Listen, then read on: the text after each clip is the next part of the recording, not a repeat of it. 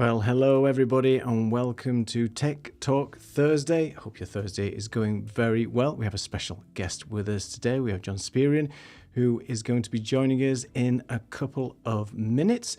John is a LinkedIn expert and we're going to be talking to him about LinkedIn strategies. And also he's got a dilemma at the moment. He's looking for a platform for doing live streaming and other content on. So we'll be discussing some of his options today. But without further ado, Martin McKenna is in the house and is with us, all dressed up today. Martin, welcome back to the Tech Talk Thursday. How are you doing? I'm doing fine. I am doing fine. And I'm eventually getting over my cold after about 2 weeks. So I'm feeling that I'm actually a bit less nasal, and so when I stick my headphones in, I'm not getting the echoes in the background or sort of, what's going on. Wonderful. So yeah, I'm feeling a bit better. So I'm sure I'm going to last the hour today, and I'm looking forward to asking John a lot of questions, and also for us to answer a few of John's questions. So definitely, we'll see how that goes. Hopefully we can help him out. So John, give us a thumbs up if you're ready in the Zoom room, and he's ready. Let's bring him on without further ado. John, welcome to the show. How are you doing? Very nice to see you. I'm very well, thank you, Neil and Martin. Thanks for having me on the show. Really excited about this, and looking forward to some good chat about live streaming and LinkedIn. So let's crack on. Let's crack on. So for people who don't know you, John, maybe if you could give people just a very quick introduction of who you are, what you do, and where is your expertise? Yes, definitely. So my name is John Sperian. I am based in South Wales in the UK. I call myself the relentlessly helpful LinkedIn nerd. My background is in software and hardware testing, which I did for a decade, and then I moved into technical copywriting, and then eventually I carved a niche for myself on LinkedIn. So these days I offer LinkedIn training and consultancy, and I run my own community for small businesses called Espresso Plus. I've also written a book and I run a conference as well. But yeah, that's me in a nutshell. A LinkedIn nerd. Very busy man indeed. So Martin, over to you. I know you wanted to start the conversation off with John regarding some of the stream requirements, and let's get into that and see if we can help him out with what he needs. Yeah, so I was already connected to John on LinkedIn, and he kindly dropped me a video note to say thanks for getting connected, which we'll come back to that a little bit later, actually when we talk about the LinkedIn side of things. But one of the things that I'd noticed is a pop-up notification from John saying, StreamAlive, I get the right term here, StreamYard have just doubled the price of their annual subscription. And why have they done that?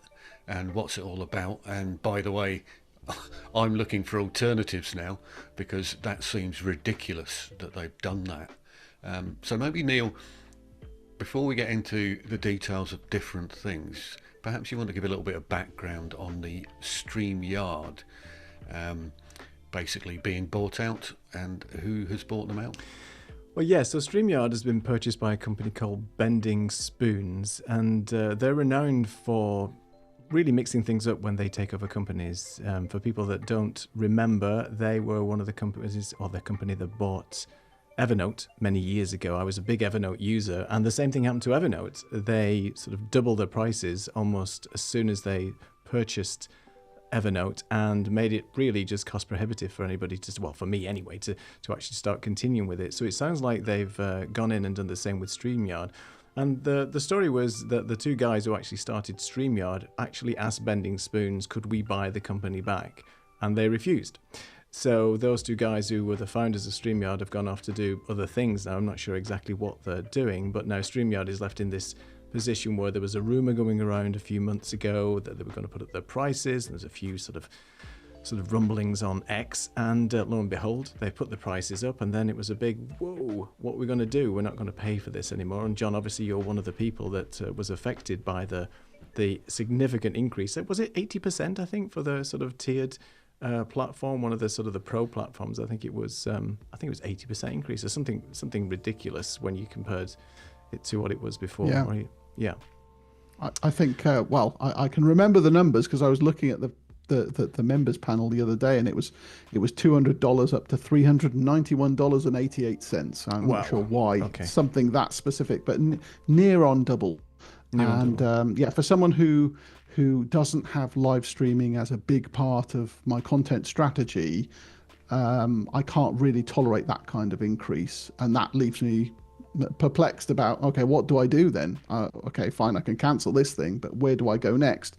And I find myself here speaking to people who know what they're talking about, and perhaps you can guide me. Yes. So let's take it a step further before we go giving guidance without investigating requirements, which is obviously a key thing here. So I know you've got the Espresso Plus community. How do you currently communicate with them? Is it Zoom meetings, or is it within another platform like Circle or Kajabi? How do you currently do that, and how often does that happen? How many people are in the meetings? So for our live calls, we run those on Zoom. So there are multiple kind of surfaces through which we communicate. I mean, email, we've got a LinkedIn discussion group. I run a podcast as well. But in terms of live interaction on calls, it would be through Zoom. And that's worked really, really well for quite a long time. What I would love to be able to do is to have a live stream option that could go into a private group on LinkedIn, but LinkedIn have never opened up that facility, and I don't think there's probably any likelihood that they're going to. Our live calls don't get many live attendees because most of the people within our community tend to watch on catch up in our video library or listen to the audio version on our podcast. So it's rare to get very many people in there at all, but I'm already paying for Zoom because I use it for consultations and group training already. So I could accommodate up to 100 people at a time, but it's very unlikely that we'd ever get up to those numbers. So that capacity isn't something I really worry about, and the tech for that is fine. But my interest in live streaming, I suppose, is well, as a LinkedIn consultant and trainer, I need to know what the possibilities are for the platform because a client might ask me about those things. And it would be nice to sometimes go live to my public community and give them late breaking news and so forth. But it hasn't been the main part of my strategy so far because, frankly, I like to give people a tip and then get out of their way, in which case I might, my live video might end up being 1 or 2 minutes long. And I know that that's probably not a wise way of using a live video. You might as well just record something and polish it up and produce something that's pre-recorded.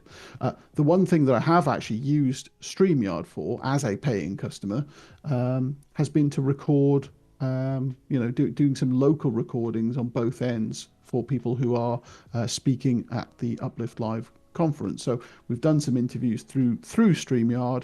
I've downloaded local recordings, polished it up and produced those. But that's been the main use case so far. And again, there's just no justification for paying for something like that. So I suppose what I want to do is have the option of live streaming, but through a tool that I don't have to pay through the nose for. And if there are free options out there, even if it means that there's a bit of a learning curve for some other things, then I'm fine with that because I'm naturally quite a techie person.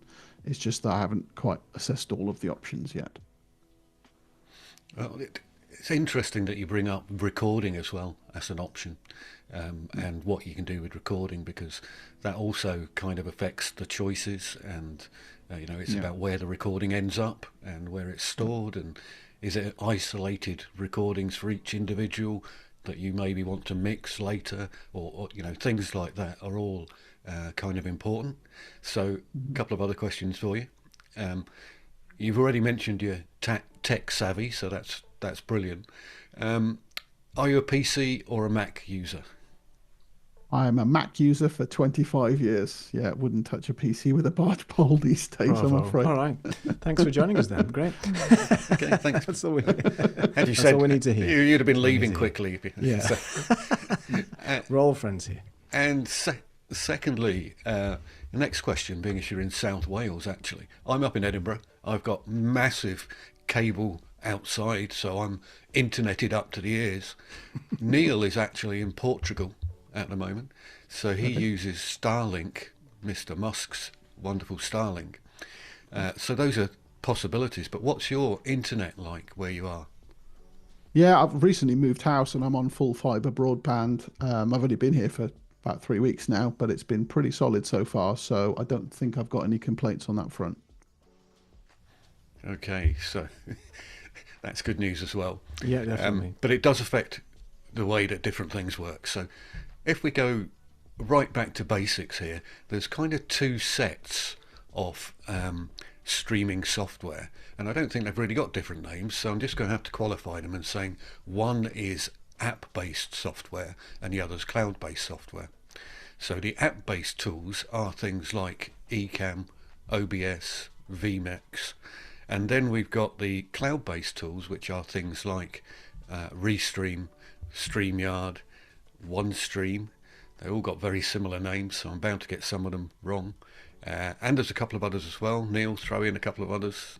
Yeah, so I've put some in the chat, but basically for the browser-based platforms, StreamYard obviously, and then there's Riverside, which is a competitor of StreamYard and others. And Riverside is really aimed at sort of podcasters, interview type scenarios that we're doing today. They basically record locally at each person's machine, and then they push it up to the cloud to get maximum resolution and so on. There's lots of bells and whistles in Riverside recently with lots of AI components and some sort of editing and things like that. So Riverside is a really good option. Then you've got Streamlabs, or what used to be called Streamlabs, and it used to be called Melon, and now it's called Talk Studio, which is another StreamYard equivalent. It looks very much like StreamYard. And then the last one was EVMux, and EVMux is another sort of hybrid, smaller organization that uses browser-based software. So all those are basically browser-based. You don't need to install any app. It's similar to what you've used before with StreamYard. They're all very sort of competitive with regards to pricing. They all give you different sort of flavors of quality. Some are just 720, then you have to pay a lot more for 1080 and 4K if you want to do that. So those are the browser-based components that you might want to consider as an alternative to StreamYard. So being as Neil has now just thrown a couple of other elements in there for you as well, John. Quality of video, 4K is obviously the ultimate goal. Everybody thinks they should have 4K. The reality is that unless you're on YouTube on a giant screen, 4K doesn't really matter too much. 1080 is really, really good, and 720 is probably good enough. LinkedIn is not going to allow you to have greater than 1080 anyway, so you're completely and utterly wasting your time if you're trying to stick 4K out to LinkedIn. It won't happen. So my advice there would be, don't worry about 4K. It doesn't matter. You're not trying to do wonderfully complicated, intricate YouTube stuff. So just kick that into touch to start with. So if it's 720 or 1080, you'll be okay. If it's less than that, then you don't want to be doing it, because 360 is the next step down. That will look awful. So just bear those things in mind. If you're using a Zoom account and it's free, then you're going to get 360 generically. So you don't want to be using a free Zoom account. That's obviously not a problem for you, but just for anyone else who's watching, don't try and use a free Zoom account and expect to get good quality. It won't happen. So I guess the next thing to look at is more or less what are the differences between the app-based stuff and the web tools. So the web tools, as you've already found out, StreamYard's pretty nice, and Restream is very, very similar in the way that it works. So if your requirements are pretty similar, then Restream is 50% off at the moment, Black Friday. So that might be a good option for you to look at Restream. I think Riverside FM's more sort of podcasty focused and is a bit more complicated. If you then move on to the app side of things, then there is more of a learning curve. So OBS and Ecamm, we'll just talk about those two at the moment, because otherwise we'll run out of time, but they're the main two. Ecamm is Mac only. OBS is not. You could use that on either. Ecamm is a paid tool. They will also have a Black Friday thing coming up. It's $32 a month as standard on the Pro plan, and you would need a Pro plan if you were going to be interviewing people. So that's the standard price.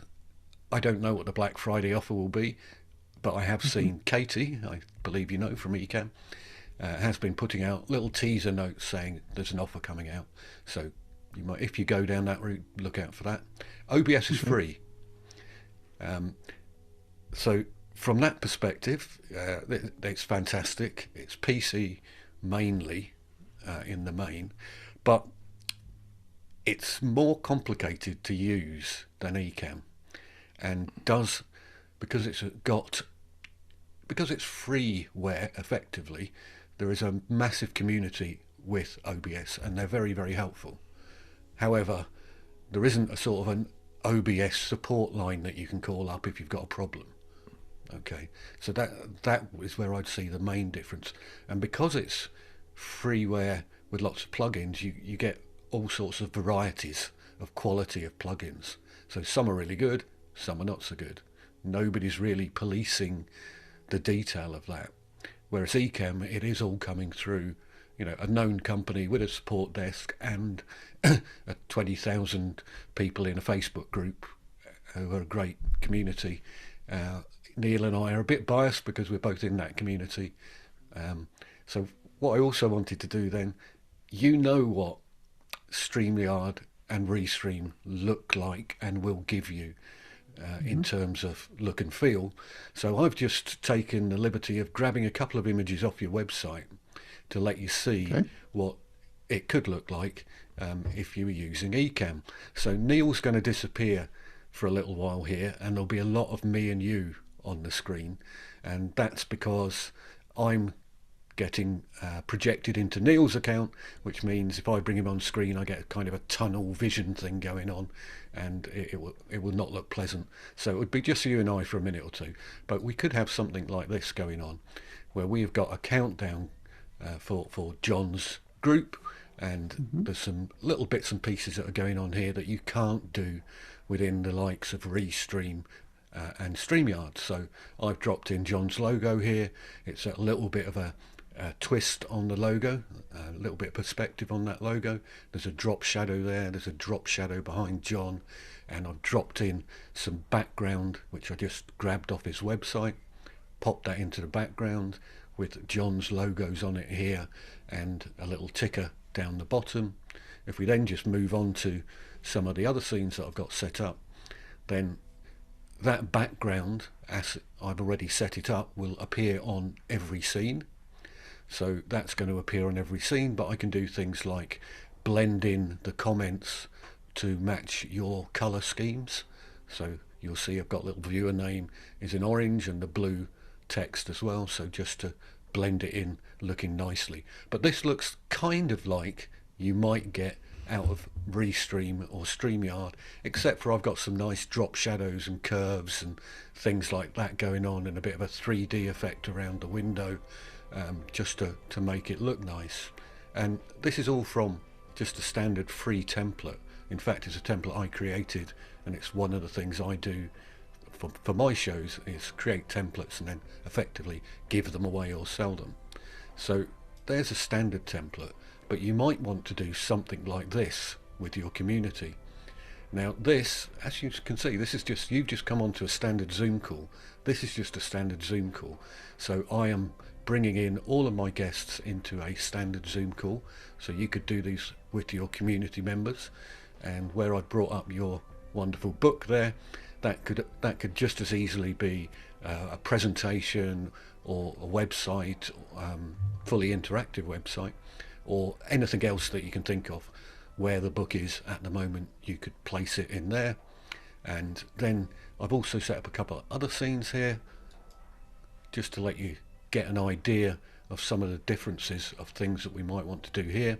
So here, if I was hosting this meeting, we could have active speaker in the center there, and I could have some people in black and white or everyone in black and white. Then the active speaker from your community pops into the middle there. Or I could have something totally different and have something like this, where everybody was in black and white, and then you're in the middle there. So all I've done here is I've taken one of my standard templates, just it is, haven't touched it. All I've done is added in your logos and your backgrounds into that template to give me this, and there's 75 scenes on that template. They're all different, and laid out for you to go play about and use them. So that was my mini demo over, and Neil can come back in again. And John, I guess it's time for you to ask us some questions if you like. That looks very, very cool. Yeah, so in those scenarios, then people would still be joining a Zoom call, but they would be having the experience of everything that you've just shown, looking like it's something that isn't really Zoom at all, but something quite elevated. That's really interesting. So what Ecamm did about 6 months ago now, they baked Zoom into the Ecamm product. So when you open up the Ecamm product, we have a button that says Zoom, start Zoom meeting, and it kicks off a Zoom meeting. And what happens then is, because the two are linked together, I can invite effectively 8 of my Zoom guests onto the screen alongside me, plus the active speaker. So if we do use the Zoom active speaker, then that's 10 in total, or 9 otherwise. The other people in your Zoom meeting are still there in the Zoom meeting, but just not on screen with you. So they could still be dropping in comments and things like that. And But those comments would guarantee automatically come up to the main screen at the bottom there. Yeah, I'm just going to show you one Neil right now. drops. Yeah, so so if you're looking at the production that I'm doing now, this is all done in Ecamm, and all the comments are coming in via LinkedIn, YouTube, X, whichever platforms you're multi-streaming to, and we can talk about multi-streaming in a second. So anything that we've done in terms of the production, everything that you're seeing right now is a Zoom call, as Martin said, but this is actually all done with Ecamm. So all these layouts, overlays, me zooming in your camera at the beginning, getting us all looking correct and everything, is just using the power of Ecamm and the way that you can do that. There's certain functions that Ecamm has way over and above StreamYard and others, but it depends on your type of production and what you can do. Martin's just popped another test message. I think you popped it in the Zoom chat, so I can bring up Zoom as well so I can bring up Martin's Zoom comments, so people in the Zoom chat can also have comments shown, and it's a nice way to get interaction with your audience, but specifically when you're fielding questions. There's nothing worse than being in a big Q&A in a town hall using Zoom, and all you're looking at is the Zoom chat. So again, it's just a way of elevating and amplifying what your audience sees when you're doing your form of production. Yeah.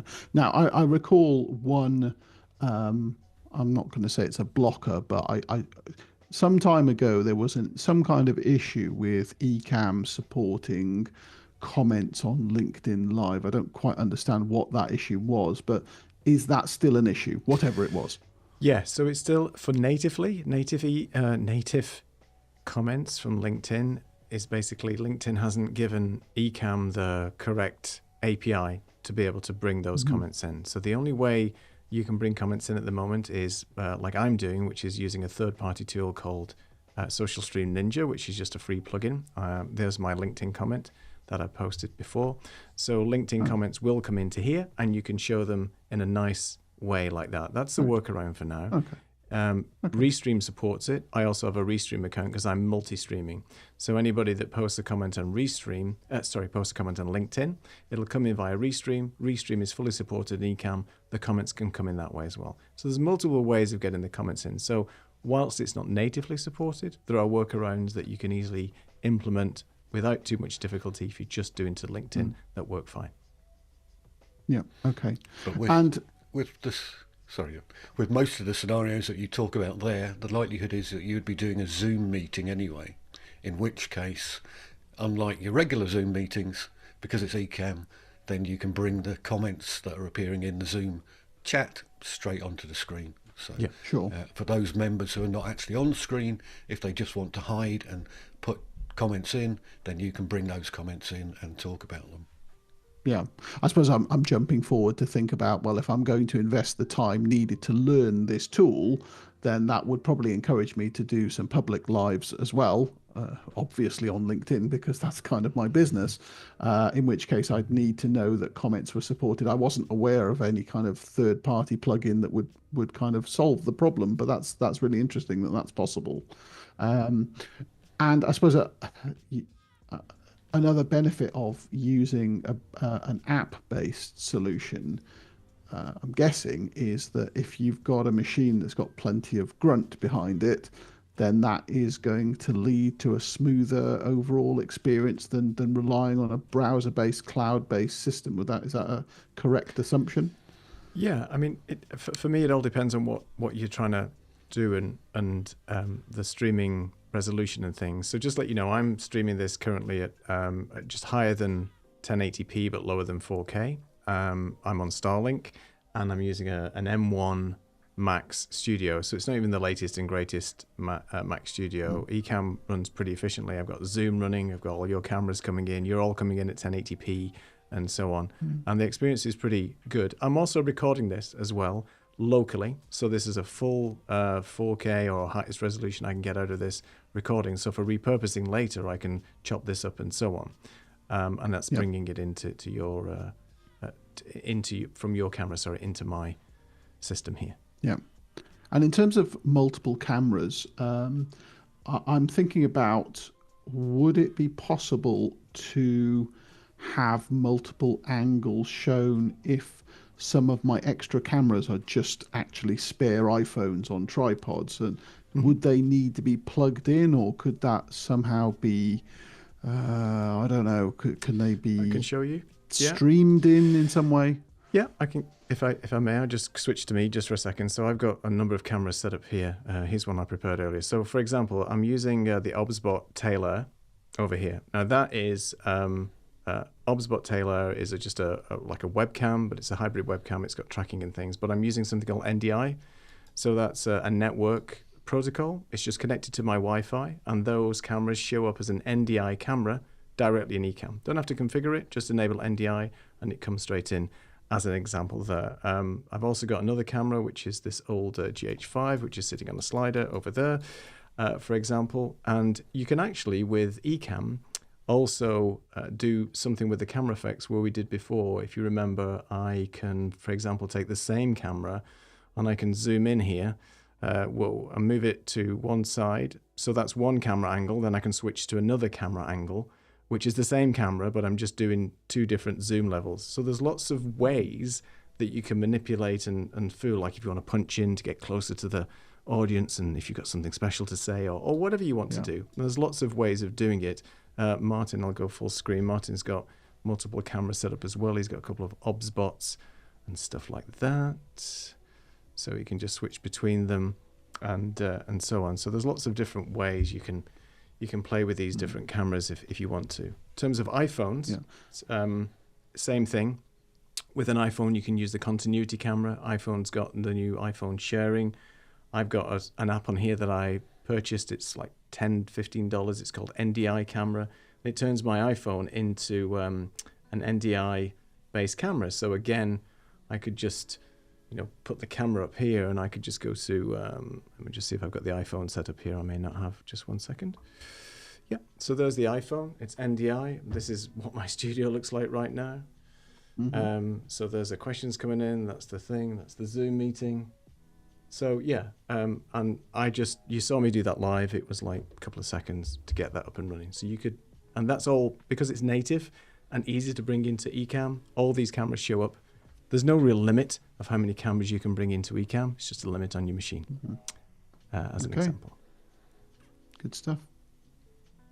And I would have to say that, iPhones are a very good second camera solution.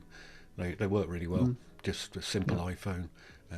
I've got one sitting on a stand over there. It just so happens that I got spot tilt and pan cameras as well, but they are only, you can buy those for just about $150 or something like that, £150. Okay. So they're not expensive. In fact, they're way cheaper than an iPhone. But if you've got some older iPhones sitting around, then make use of those. The other thing you can do is connect in iPads as well. Okay. So if you wanted to, you could connect your iPad in and have that effectively as a camera. There's also a little app that you can get which will allow you to draw on the screen as well. I can show you in So a minute if you if I had, get it working. Yeah. well, Yeah. this is Q Neil plugging Yeah, lots I know. of I have things to in. do it live, but- right? But I wasn't prepared for this. Yeah. But carry on talking amongst yourselves. We'll see. And given Yeah. that we're talking about interfacing with Ecamm, which is obviously Mac software, would there be support for using an Android phone as well? Would that work On or not? NDI, NDI, yeah. yeah, if you used it via NDI, then yes. Yes.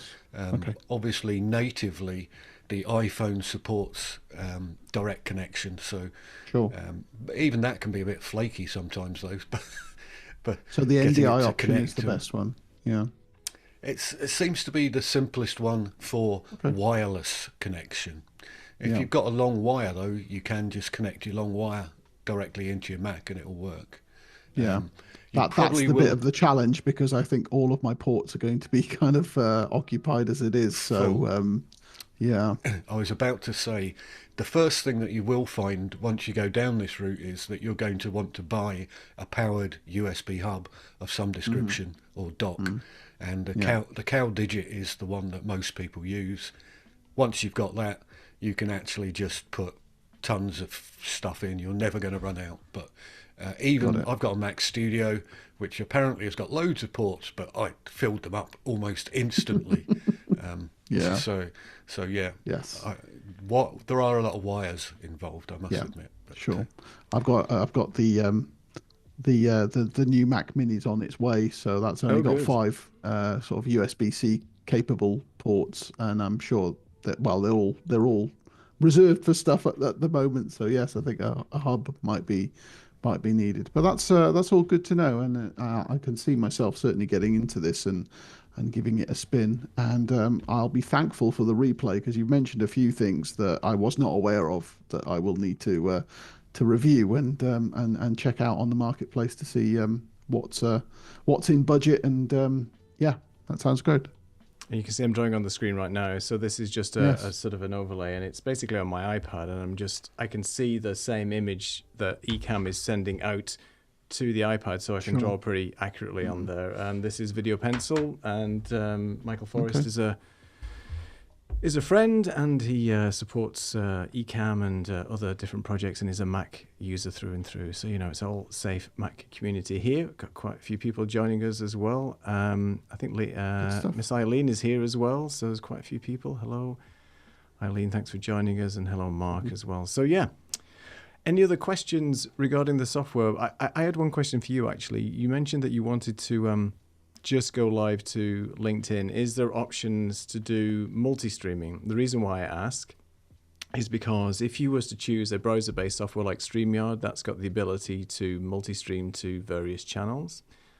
Restream, that's not all it does, but that's what its bread and butter is in terms of multi-streaming to up to 10 or 15 destinations. And Ecamm now has the ability to multi-stream to various sources directly natively within the app. Now, obviously, you've got to have decent bandwidth. That's why I use Restream. So I just send it to Restream and it distributes it to 3 or 4 different channels. If you've got the bandwidth, then you could simply, if you wanted to, on your Ecamm Live production, go to YouTube, go to X, go to LinkedIn natively directly from Ecamm, not even having to use a third party, providing you've got the respective bandwidth. And if you're doing 1080p and you go into 2 channels, YouTube and LinkedIn, you're good to go with Ecamm. It's not a problem. And again, everything goes all scheduled in there. You can see all the streams coming up and everything. So again, it just depends on what you want to do. There's lots of options for you.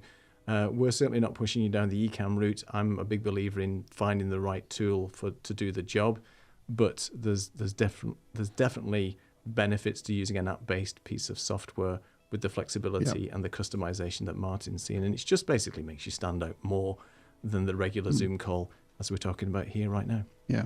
So I think one other question I've got before we move on is if I wanted to do the kind of classic offline interview style that I have been using StreamYard for with someone who doesn't use a Mac, then can I do that local recording on both sides and they just use the browser-based version to plug into Ecamm, or would I still be doing that through Zoom? You would do it just through Zoom. So Okay. you're actually doing it through Ecamm. So Ecamm's baked, or Zoom is baked into Ecamm. But your guest, just like you've done today, would just, as far as they're concerned, they're just joining a Zoom call, and then you can record that at your end. But what you can also do, just to add a bit of LinkedIn flavour, if you wanted to, you could also put Ecamm into vertical mode, so that you're literally, this is going to sound a bit weird, but you're doing a vertical Zoom meeting, and you can record that vertical Zoom meeting, and therefore you can then repurpose that content back out to LinkedIn. As we know, allegedly they're promoting vertical video at the moment, but you could do an offline recording and then post it at a later point into LinkedIn. At the moment, if you try and stream live into LinkedIn in vertical, then what will happen is you will get the widescreen version with a little strip down the middle. That's what people will see whilst you are live. The instant that is finished and they start to look at replays, they will see them, if they look at it on their phone, in the full vertical format. Okay. Right. So Understood. when it's actually live, they don't appear like that. They will look terrible on your phone if it's live. But the instant it's finished, that recording is taken by LinkedIn and converted into the vertical format because you've streamed it to them vertically. Right. So you can record it or you can do it live. I thoroughly suspect we will find that LinkedIn is going to allow you to do live vertical fairly soon, because otherwise why would it have taken that intermediate step that it's already taken, which says, oh, I've received a vertical live stream. Oh, I better record it in vertical, which is what it's doing at the moment. Yeah. And I don't think many people know that, actually. Yeah. I think we need to be careful when applying logic to LinkedIn, because they don't really follow through with it often. I mean, for example, there's been a lot of rumours behind the scenes that LinkedIn would have a native live streaming option. It's been talked about on 2 separate occasions. And now, just yesterday, they've completely flipped the script in terms of live audio rooms by saying, no, we're actually moving away from native, and now you're going to need to use a third-party tool like StreamYard or Restream or an RTMP compatible broadcast software to manage your audio rooms. No one was expecting that. There's been no talk about it, and they've completely reversed what many people thought was coming. So trying to second guess what LinkedIn's actually going to do, even based on some hints that might be out there, is probably a fool's errand. Interesting. It's funny that they take stuff away that they've been using. It's a bit like a Clubhouse feature then that they had, right? Or an X Spaces feature that they had.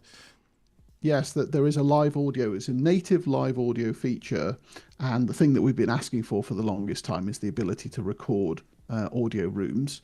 That and LinkedIn do record the audio rooms, but only for anti-abuse purposes. So those recordings are not exposed to the public, and then they're soon deleted afterwards. But what's going to happen on the 2nd of December is that native audio room feature is going away, and essentially we're getting the LinkedIn Live video live stream version for audio rooms. So it's like LinkedIn Live video, but just without a video feed. You'll be piping your audio in, and therefore there won't be this kind of live interaction that you have now. Because right now I could invite a guest from the audience up to the stage, have a chat, and then send them back down. You won't be able to do that. It'll be a pre-agreed set of speakers. They are the ones who go live through audio, and the audience just listens, and that's it. The only upside to this is that replays will be available. So that is a good thing, because you go from something that's ephemeral into something that's potentially eternal, but with a big downside of not doing things natively, and that barrier to entry might put a lot of people off. Meaning you need a third-party software now, so something like what we're doing now. So we're streaming live to LinkedIn, and then as an event, and then it's also multi-streaming to Martin's account as well. And then obviously at the end of this live stream, it'll be there in my events list for future reference and replay and so on. But yeah, it's interesting how they sort of decide. And it is Microsoft, isn't it, at the end of the day? So who knows? They've got probably bigger things to play with. Before we move on then to LinkedIn, any other sort of questions, comments from yourself, Martin, or John on this? Probably not made your decision any easier, John, but obviously food for thought with regards to what's available here.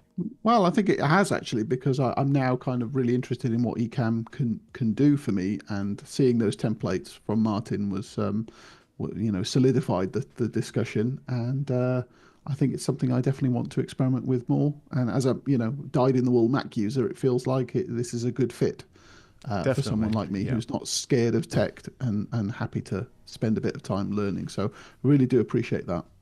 No problem. Well, all the I'll tell you links... what you can do. I'm sorry, go ahead, Martin. I was going to say, I'll tell you what you can do. You can download a free trial of Ecamm, and I can share that profile with you. So I can just send you that profile, and you can load that straight up. And rather than you starting from scratch, then you'll have total profile already espressoed up. Yeah, fantastic. Ready for you to have a play with.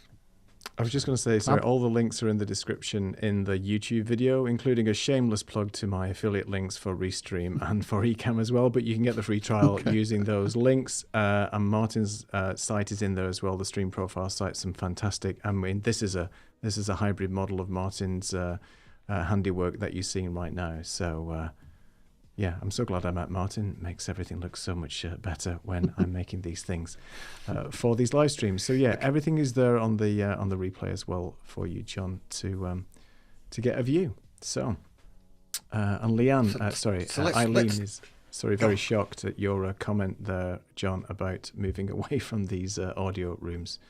She's saying it wasn't a terribly good idea in the first place. Not surprised they were removed, but there you go.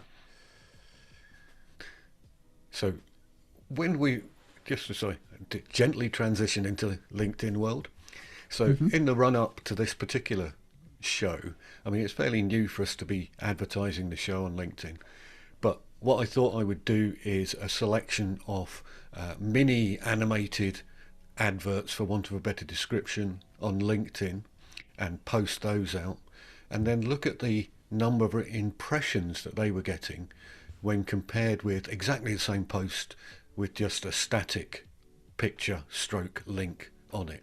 So identical posts sent out at the same time, one with an animated sort of GIF of us on jumping about the screen, and one with just a static link. And the results that came back in terms of impressions were the one with the animated version of it got about 100 impressions in half a day, and the one with a static link got 41 impressions in the same time period. Now, I don't really know what an impression is or means. However, what I am taking away from that is that the animated ones are either being promoted by LinkedIn, or the algorithm prefers them, or something like that. Can you help us out in terms of what does that mean, John? Well, with my scientist's hat on, I would say you probably don't have enough data to be statistically sure that one format is working better than another. And to answer the point about what an impression is, well, it's simply whether a piece of content was loaded into the feed and could have been seen. Not that it was seen, but could it have been looked at? So I often think about it as the same as an old kind of classified ad in the yellow pages. Well, you flick through the pages of the book, and you had the potential to see it because it was there. It might have gone past your eyes in super quick time, but potentially you could have looked at it. That would register as an impression. But a true view of a video means that someone actually paused and looked at the thing for at least 3 seconds. And therefore, video views will always be a lot lower than impression counts. Past testing I've done suggests that video views are about 5 times lower than impressions. So if you're seduced by the impression number, that's probably the wrong number to be looking at. And more importantly than that, what is the engagement? Because that's something that can't be falsified. So did someone like the thing? Did someone comment on the thing? Those are real actions by real people. That's the important metric to look at, not impressions, which LinkedIn is at pains to say that these tend to be estimates. They can't quite work out, at what point in the feed was that piece of content, and what was the scroll speed and the dimensions of the screen. Was that a legitimate thing that genuinely could have been seen or not? And therefore there's a bit of fuzziness in that number. But the actual view count you might pay attention to, but I personally prefer the number of likes and the number of comments that something gets as a concrete metric towards it. My own testing in the past has shown that very short form pieces of content that are around videos and podcasts, especially things like those audio waveforms you see where you've got 30 seconds of a preview of a podcast, they actually don't perform anywhere near as well as a normal video, like a more traditional headshot, someone talking to camera that's 2 or 3 minutes long. Those really short clips weirdly don't perform as well in the data that I've looked at. But I suppose that my real answer to you would be to keep experimenting so you get enough data to know genuinely what works for you. It's certainly true that portrait mode video is being pushed in a very, very strong way by LinkedIn. It's been almost a couple of years since LinkedIn shared that 70% of all traffic on LinkedIn comes from the mobile device, which means that if you're going to do video, either square or portrait mode is really the winning ticket. And Microsoft announced in recent earnings call results that there's been something like a 36% increase in video shares on LinkedIn in the past year. And now that there's this dedicated video feed, it seems that they're kind of taking on, the mantle of trying to be the business version of TikTok with that feed. I think it's a very primitive stage. The functionality is not great. But that's, if you're going to create video, I think short form vertical portrait mode is probably the way to go. I've been on something called, what's it called now? It's not the LinkedIn Creator Community. It's the LinkedIn Video Academy. It's called. I was invited to take part in some calls with LinkedIn and some other people, and they were saying on that call that short form, get it under a minute if you can, and keep it portrait mode, and put your captions onto the video, burn them into the video, which would not be my normal style. And those videos are most likely to see visibility in the feed. That's very interesting. Specifically around the vertical format video, we were and we are experimenting and playing with that format. And it's interesting that as soon as we saw that LinkedIn had put the little video portion in their app to allow the doom scrollers to go through and start looking at video, similar to what you see in YouTube Shorts and TikTok, then there's obviously something with an intention that they're trying to push. So that's very interesting. Yeah. Thanks for sharing that. So just to step back a little bit for those who don't know, LinkedIn on their mobile app now are rolling out a button whereby you can go to the button and just click on the button and flick through video content only. And obviously you want to have that as square or portrait, as John has said, for it to be visible on your phone. Mm-hmm. That rollout is a bit weird because I don't have that facility yet. Yet Neil in Portugal does have that facility. I'm guessing from what you just said, you do have that facility as well, John D. Yes, I've had it for some time. It depends on which user group you were assigned to when you joined LinkedIn, randomly assigned. And if you're in the right user group, you will get the feature. It's not geographically based. Almost never do LinkedIn limit their rollouts to geography. So it's just which user group you're in. Some people get lucky, other people don't. I think one of the things that it doesn't work very well with it is that it's not kind of context aware in terms of the orientation of your device. If you do see a landscape video in that feed and you flip your phone thinking, okay, let's look at it in its true dimensions, it will not adjust, which is really annoying. So just need to be aware of that. Maybe these things will develop over time. It's very clear that LinkedIn are pushing this because what they've started to do recently, and not everyone is seeing this, but I am, if you tap an image when using the LinkedIn mobile app, that image will open up almost as though it's the beginning of a video. And if you swipe up, you'll then start seeing other videos. So it's almost like a new route introducing you to that video feed, rather than waiting for you to tap the video feed button at the bottom of the screen. So very, very clearly LinkedIn are pushing this. And the general MO on LinkedIn is that when LinkedIn are pushing something, it's good to ride that early wave because there's a good chance that you get more visibility. So this is what happened when various new features come around, audio rooms, polls. When these things first start, they get pushed a lot. And we're in that nascent phase with the native portrait video feed. Interesting. So do you think they're going down the route of, I mean, they're bound to use the word AI because everyone does now, but almost like an AI feature in the background that is sitting there and saying, people like John and Neil watched this kind of video and they have a similar profile to you. So the next one I'm going to show when you flick up is one that John and Neil have watched. Is that where you think it's going? Well, in theory, that's the way it's meant to work, but all the practice shows that LinkedIn's algorithms for learning user behavior are just nowhere near as sophisticated as TikTok's. You sit there on TikTok for a day, by the end of the day, it knows your inside leg measurement probably. It just knows everything about you and it knows what will keep you engaged. LinkedIn, you need to use all of the negative signals to say, no, I don't want to see that. No, I'm going to scroll straight past that. And you need to do a lot of that sort of training to stop it showing you stuff. And it will take you, it certainly won't take you a day. It'll be a lot longer than that. So it's nowhere near as sophisticated.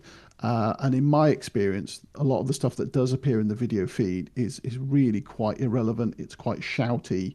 And it's often from people I've never heard of and therefore I'm not invested in. I would rather see a video feed of the people I know first. And it doesn't do that at the moment, but maybe it will develop that in the future. The thing you have to keep in mind is always follow the money. What is LinkedIn's motivation here? A large part of their business model is based on ad revenue. So now can they get this video feed to work so that they can start pushing companies to place video feed ads so that they can get priority in the feed? At the moment, the main LinkedIn feed is composed of 25% ads. I don't think it's anywhere near as high as that for the video feed, but if it's a success, then surely they will do that and they will want companies to either sponsor individual thought leaders or for the company themselves to put an ad spend behind appear in the video feed. That must be coming if the feed is to be successful from LinkedIn's point of view. From the user's point of view, we don't want to see ads, but it's always a case of follow the money with LinkedIn. And I think this is one of the reasons why, just to hark back to what we said about the audio rooms, the reason that audio rooms are going away in their current format and that LinkedIn has effectively outsourced the tech to the likes of StreamYard and to the likes of Restream is because they've sacked a load of engineers and there's no financial payoff from people having loads of audio rooms. They're free to attend. There's no adverts inside them. That doesn't attend LinkedIn's end goal of making as much money out of members as possible, and therefore they won't be developed. If they can put ads into the video feed, then they'll be very interested in developing it further. But we're just at that early stage where things are still developing and there's not much ads. And so you'll get good visibility if you get involved, but fully expect that feed to be full of ads if it's going to stick around for more than a year. Yeah, that makes sense. Just a couple of comments have come in, just talking about video real quick. So Mitzi saying that she uses Authored Up, which gives the engagement rate of my posts. And she finds that with video, she's getting around 2%. And then interesting, some of her posts with images have got 4 to 5. So again, it just depends, I guess, on how LinkedIn is treating those posts that she's doing. And last comment from Anisha and Sanjay. Found posting a video directly into LinkedIn rather than just posting a YouTube link, you get better engagement and impressions. It also autoplays when somebody is scrolling their timeline. Yes, I mean, I've tried to do that. Just put and it doesn't like it, and we've talked about this as well, Martin. LinkedIn wants to keep the media on LinkedIn's platform. It doesn't want to do any external links. So obviously, you're going to get penalized in some way regarding that. interestingly. And yeah, what you mentioned Yes. about TikTok, TikTok actually uses in the video on your camera for looking at your expressions when you're actually looking at feeds and things like that. So that's how it knows whether it's a good or a bad one. That's what it basically what it does, and that's why TikTok is supposedly trying to be banned in the US, just to give you some idea about what TikTok actually does from a security perspective. But anyway, hopefully LinkedIn is not going to do that to find out whether we're really liking this video or not. But yeah, be warned, TikTok users. In terms of the native video versus linking to YouTube, and this has been true for the longest time now, it's really, really good idea to upload your video natively to LinkedIn. You can upload up to 15 minutes of native video in one hit to LinkedIn, and LinkedIn relatively recently reduced the size of external link thumbnails on posts. So unless you're paying for a company page advert, so if you are linking to YouTube, then people are going to see a very small thumbnail, and that post is probably not going to be exposed in the feed as much as a native video upload would be. So if you've got the source file, then upload it. And I would also recommend, if you're going to do that, make sure that you get your captions sorted, because that will improve the accessibility of your content too. Yeah, it's almost like shorts and so on. Go ahead, Martin. Yeah. So yeah, I'm sort of winding back a little bit here as well, and in history as well. So when I was previously wanting to get my posts to hang around and my videos to hang around, and I was in the corporate world, what I would do is effectively what I think is termed social amplification. So what I would do is I'd say, right, 10 people who are in my staff, I'm about to put a video out. As soon as that video goes out on LinkedIn, I want you to go and like the video, and I want you to go and comment on the video. And I want you to do that within an hour of it going out. Not 24 hours, got to be within an hour. And I found that used to work really, really well in terms of the video's performance and it hanging around, but only if I got them all to comment and like in a very short period of time. And I kind of assumed that I read it somewhere and tried it out, and then it worked, so I kept doing it and it did work.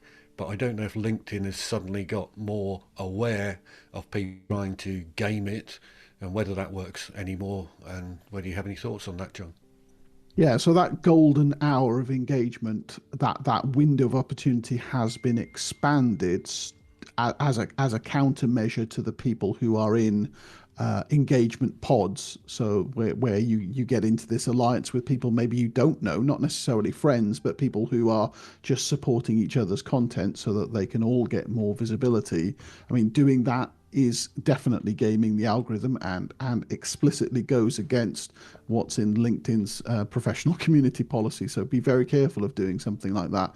I haven't seen much evidence that people are actually being booted out for doing it, but it does actually go against the rules. So to be careful with that. But what I've also seen is that window of engagement is being expanded so that people don't just hack the algorithm by making sure that comments within the first hour amplify their reach. Also, another recent change is that LinkedIn are reducing the impact of when companies post things and getting all of their employees on board. Effectively, that's like a corporate engagement pod where, there's some edict that comes out from senior management saying, we're posting something, all of you get on board and support this, and posts that follow that kind of trajectory are not being amplified as much as they used to be. So that's LinkedIn getting wise to the fact that the content probably isn't very good. What they like to see is something much more organic. So if you start attracting comments from people who are second and third level connections of yours who don't necessarily have a tight network with you already, and especially if they're leaving long comments, this is why short comments are terrible, because they're often associated with engagement pods. But someone who's spending time writing a paragraph of text, for example, is clearly investing some time. And because LinkedIn can't really assess the quality of a piece of content, they use things like comment length as a proxy for quality. If someone is pouring time into this post by commenting on it for 5 minutes, there must be something interesting there. Ergo, let's amplify it to our audience. So what you need to do in your content is optimize for conversation. Ask a question or share something that elicits an in-depth response that you can then carry the conversation going, because the more comments you can get with substance and comments that also receive their own replies, that's jet fuel. That will really accelerate your visibility. So we are at the top of the hour already. I can't believe it's already 6 o'clock. Where does the time go? I don't know if we've got time for one more question, John. I think you said you got a few more minutes that you could hang on for. I can stay on for another 5 or 10 if you need me to. Yeah. So, sure. Martin, do you have one more question for John? I think this definitely warrants another full show just to talk about LinkedIn and John's technical expertise. Go ahead. Final question. So it might be a long answer as well. That's okay.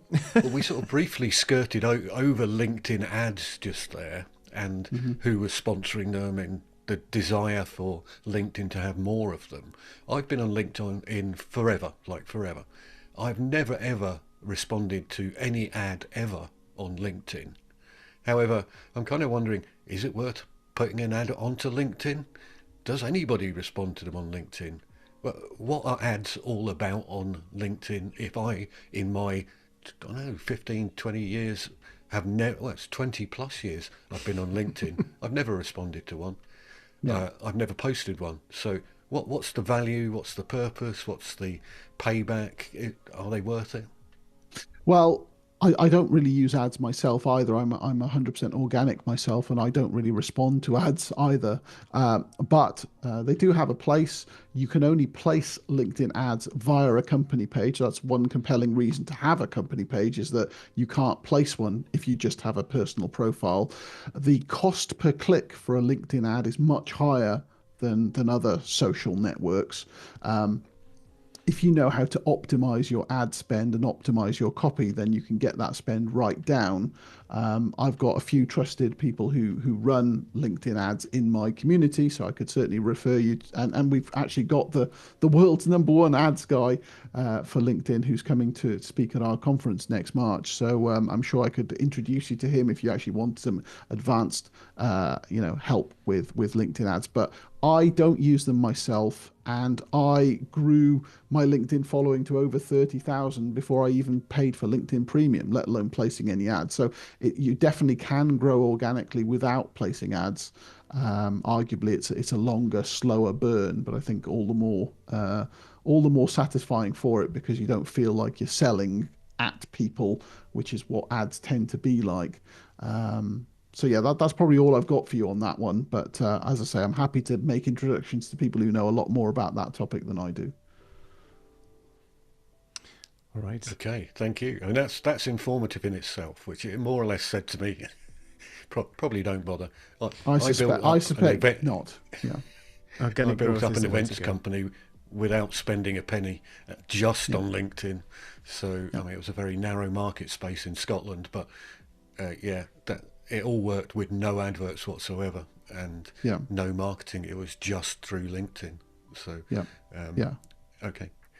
My whole thing is about turning up. Ads off.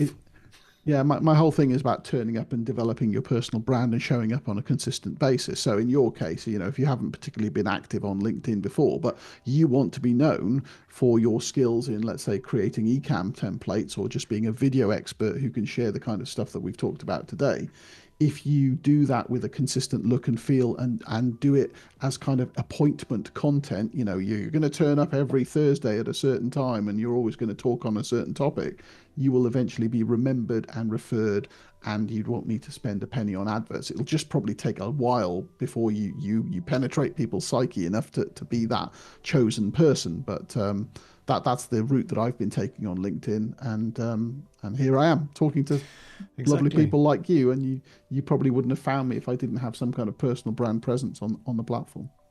I mean, that's absolutely right, and I think we're trying to be more consistent with our shows, doing it every Thursday at a regular time and so on, and showing up on LinkedIn. Yep. There is one question, and if you can answer this in like yes or no, I think it's a yes or no question, but maybe worth more time at another point, from Mitzi.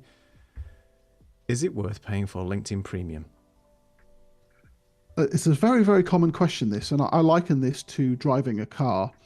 If you can't drive your family car well, don't go and buy a Ferrari, because it'll just be a wasted. It'll be a wasted purchase.